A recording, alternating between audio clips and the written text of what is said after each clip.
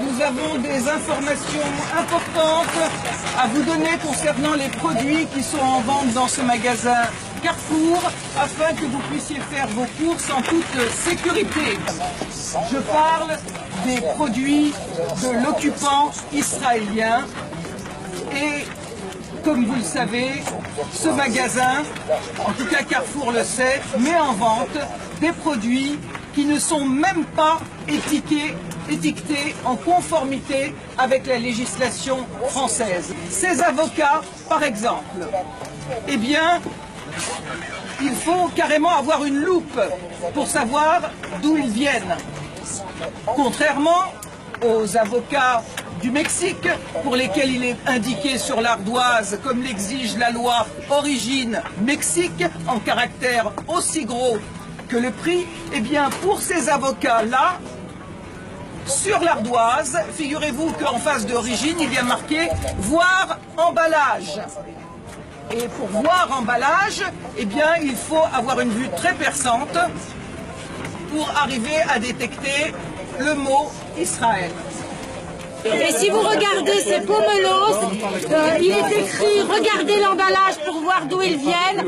Et il faut vraiment, comme l'a dit ma camarade, avoir une loupe pour voir écrit dessus « Israël ». Ce n'est pas écrit sinon. Et l'État d'Israël viole les droits des Palestiniens tous les jours, maltraite des enfants, arrête des enfants, arrête des adultes, assassine.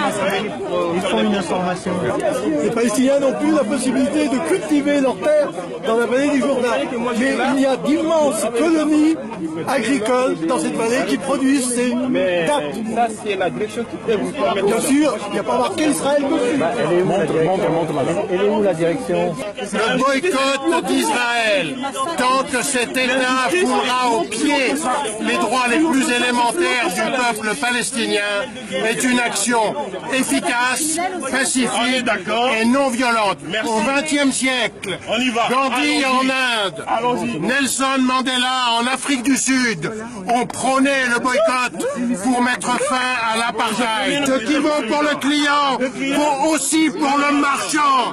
Un commerçant responsable, c'est quelqu'un qui ne vend pas, qui ne propose pas les produits de l'horrible apartheid israélien. Il faut arrêter le chantage à